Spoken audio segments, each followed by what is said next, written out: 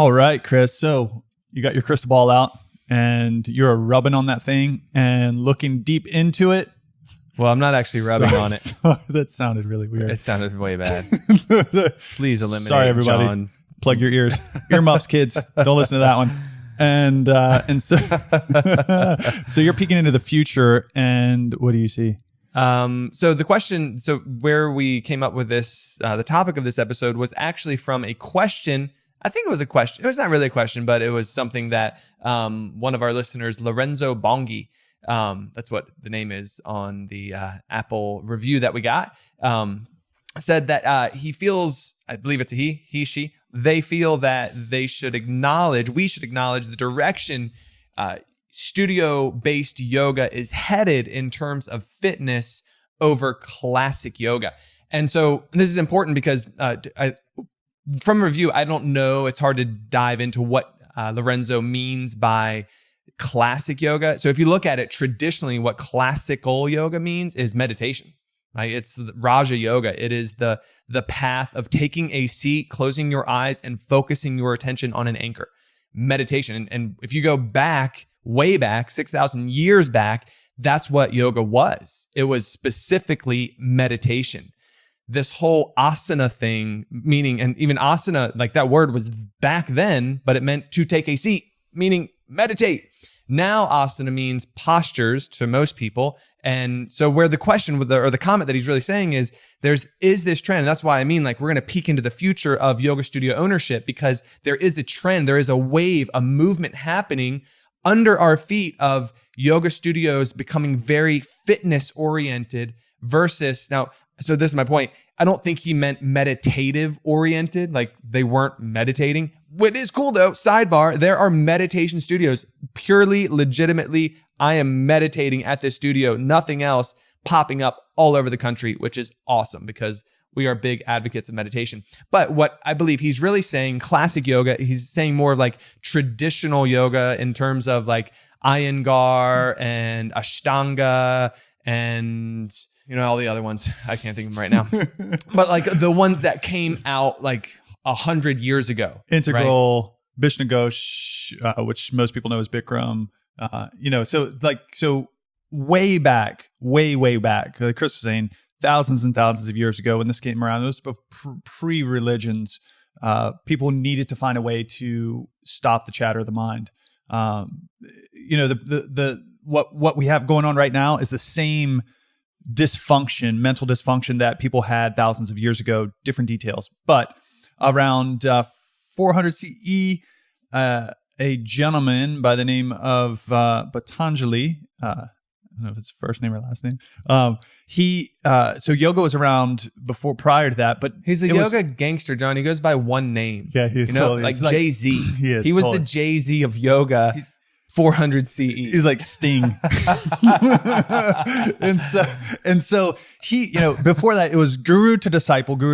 So the teacher would teach the student would then become a teacher and teach the student, and nothing was really written down or codified until this OG named Patanjali came around and said, all right, I'm going to codify this thing. So he codified it, and it was all about meditation, the exact process of how do you get still. And then fast forward another 1100 years. So it was around 1500s is when the first actual asana practices started to develop. It came from the ascetics, the people that lived in forests and kind of hung out naked and did crazy things, like held one arm up over their head for years until it shriveled up.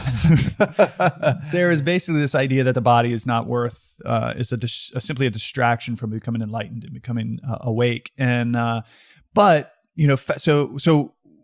fast forward to where we are now is yoga has become a portal, a door into finding stillness. Right, we move the body in a sequential way, in a rhythmic way, to get the mind to steady, and then through that, it enhances our ability to pay attention, enhances our ability to focus. And through that, we're able to sit still for longer and move deeper into meditation. So when Lorenzo is saying classic yoga, we're not quite sure if he means meditation, but it's really a great point of like, still within yoga studios, if the emphasis is so much over to the fitness side of things, and we're all about the body, about getting stronger and more flexible, eventually doing gymnastics in classes, and not acknowledging the fact that we need to get still in our minds and eventually practice meditation, whether the yoga studio teaches that or not, then there's a huge component of yoga that is missed. And in our opinion, is essential not only to the results of your students, but essential into the shifting of the world and cultures and communities around the world. Eventually, to save people on this planet, we got to wake. I'm gonna cuss, so earmuffs. Hit mute on your kids' stuff. If your kids listen to this, wake the fuck up. Yeah. So there's a couple things in that I want to unpack, and that is, there is the trend of fitness. We have a studio owner friend who a number of years ago was like, listen, guys, you got to start putting weights in your classes. This is where we're going. And it's funny because like I'll go to a gym occasionally, and there's a really great one in the area that we live in. And it's awesome because like what we teach as the foundational positioning, mountain pose and vertical stabilization is what we call it within the yoga studio. Like that's the nature of the beginning of every movement. And so when you do it in yoga, you're not bearing weight. And in the fitness mindset, the next level is to load that movement with weight and then try to maintain that postural integrity through it.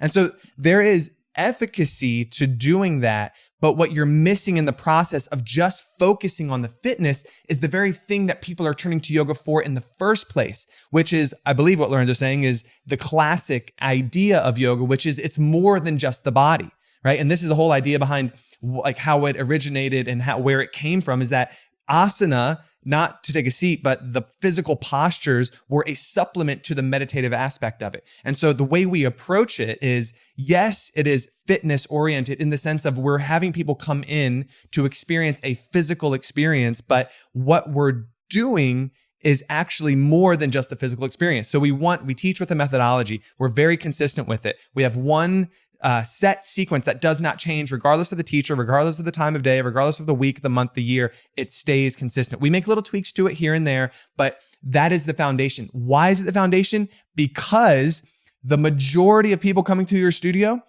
and I will assume that Lorenzo doesn't have a yoga studio, because the next question that he had that we'll answer that I'm getting into right now is, he teaches to advanced students, and where in his teacher training, he was taught teach to advanced students first and then address the beginners. And so because he does not believe in our methodology of teaching a set sequence. I think there's more information that he may be missing. We teach one set sequence, and then we teach a sequence that does change. We have a stability class, and then we have a flow class. The flow class changes from teacher to teacher, from class to class, but they all follow the methodology. The methodology is myofascial sequencing. So it's movement based on the myofascial lines of the body, which is basically just the soft tissue, but there's a sequential way to do that.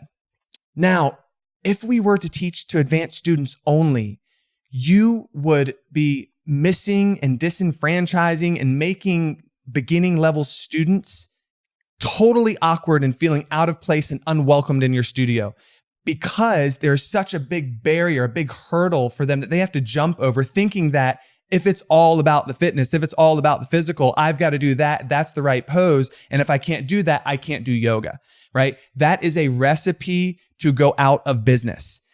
And the reason we've been in business for over 15 years now is that we are very clear about why we're doing what we're doing.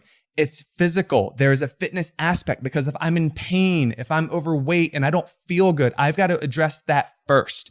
And we address that through the sequencing, and we address that by giving them a place to start. And they know when I come in, this is the beginning level class, and I will be able to do this class. It will still be challenging, and I will be able to progress within it. By the way, we have people who have been practicing with us for over 16 years, because we were teaching at another studio before we opened ours. And they still take that beginning level class. Why? Because in each pose, there is a progression to like increase the intensity that takes an incredible amount of time to get to.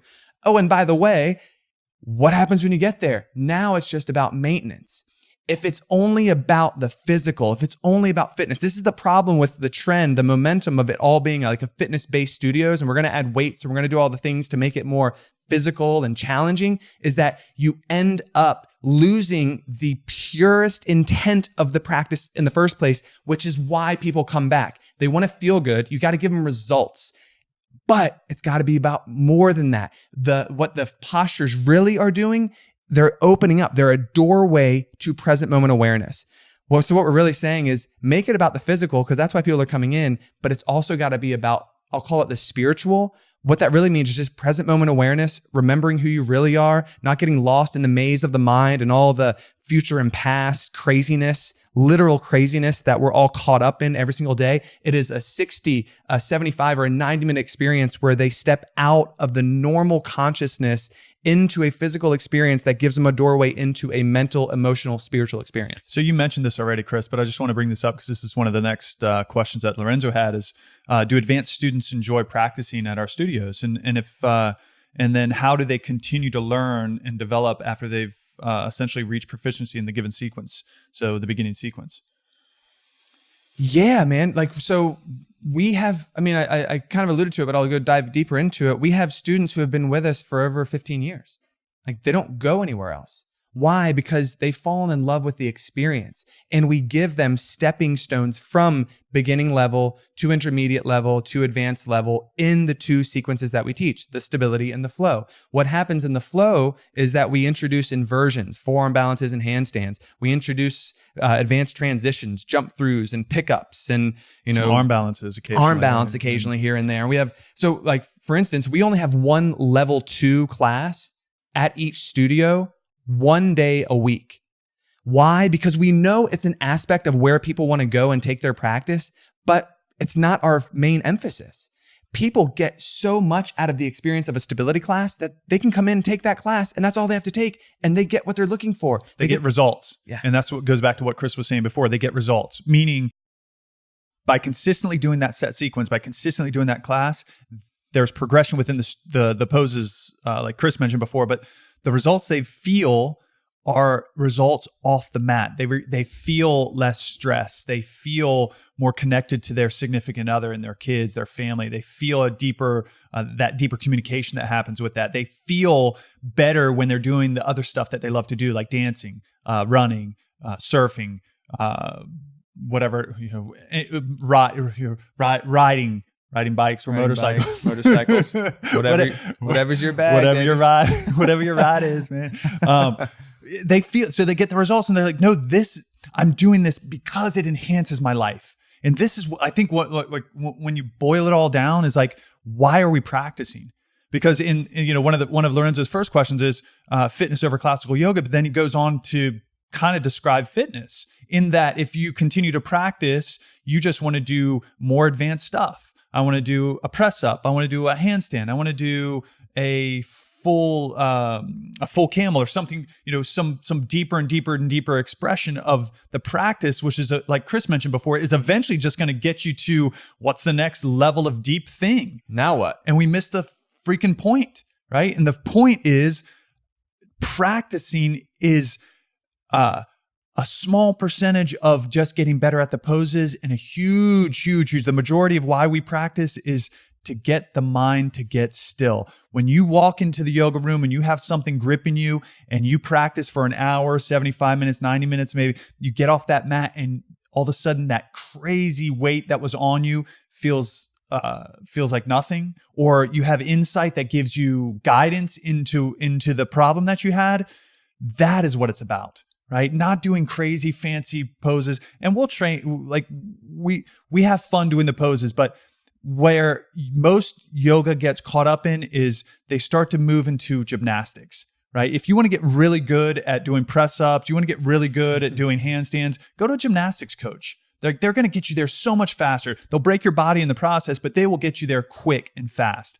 right? If you want to learn to still the mind, you want to have a better relationship with your family and your friends, you want to be more productive with your work, you want to enhance the quality of your life so you're unrecognizable to yourself, do yoga in that way, right? Do the practice and make it steady, find a place that teaches with anatomic harmony and introduces the aspects of meditation into the practice. And that, my friends, will revolutionize your life. Yeah. And that is the solution. It's understanding that, yes, it is a physical practice. There's fitness involved because we want to start there. But what we're really doing is teaching in a way where that becomes a conduit. It is a doorway into the more transformational experience, or the classic yoga, as Lorenzo talked about. So you have to offer both. That's the real solution. Is don't get caught up in the fitness momentum and that everyone just wants to get stronger, faster, bigger, lose weight, all that stuff. Like, that's an aspect it's there. It's what people are looking for, because as yoga gets more into the mainstream, they're not just looking for the experience of yoga anymore. It's not like we're beyond the days of saying, oh, it's hot yoga and like, just come in and have an experience of hot yoga. Now they want to know, what is it going to do for me? And that's what we're saying. Like, it's going to do something for you physically, but what differentiates a yoga studio from a gym or any other CrossFit place or Pilates is that it's baked into the experience for it to be more than just a fitness experience. And when you miss that, you miss the very thing that will keep people hooked into coming day in and day out, regardless of if they're progressing in their handstand or not, because life is going to happen for them. And when you have a space that you can create, that they can come and experience stillness through physical movement, through breath, focused attention, they are going to come back time in and time out, because it's an experience that allows them to process the craziness that they're going through in their life. Or if you want to say it a different way, they get a spiritual experience. Amen, my brother. And what Chris is describing, guys, is that yoga is the oldest personal development system around. It's lasted thousands of years because it works. And so here's I'll bring it back. We look into the crystal ball and what we see. The yoga studios that are going to survive in the next few years are the ones that teach people more than just asana. They're the ones that teach people personal development, that teach people the real aspects of what yoga is all about, that give people true results. The days of opening up a yoga studio, like Chris said, the days of opening up yoga studios, just coming in and do asana and get better at asana, they are slowly going away. And the yoga studios that are going to survive are the ones that put programs together that actually change people's lives. They teach them asana, of course, but they do it in a way that teaches them how to still their mind, how to have a better relationship, how to be more productive, how to get X results. Personal development is where yoga is going to go, and that's going to be the way that the studio survives. They create programs that go deeper than just the asana practice. Yeah. All right, man. Thank you for that question. That, like, obviously we're pretty passionate about that subject because we feel so strongly about that being like the cause of our success and our longevity over 15 plus years, is that it's always been about the physical and not about the physical. So thank you for the question, because it really spurred on a really great conversation for John and I to have with each other. I know someone's listening. I hope someone's listening. Anyway. All right, people. Thank you so much for listening. And remember, do the work, honor the struggle, make the world a better place. Peace. Peace. Yes. Thanks so much for listening to Yoga Entrepreneur Secrets. Do you have a question that you'd like us to answer raw and uncut on the podcast? If you want your questions answered, all you need to do is head over to Apple Podcasts and do 3 simple things. 1, rate and review, telling us what you think of the podcast. 2, in that review, ask anything you want related to yoga. And 3, if you want a shout out, leave your Instagram handle or name. And that's it. Then listen in to hear your question answered live, raw, and uncut. Join us next time on Yoga Entrepreneur Secrets Podcast. Thanks.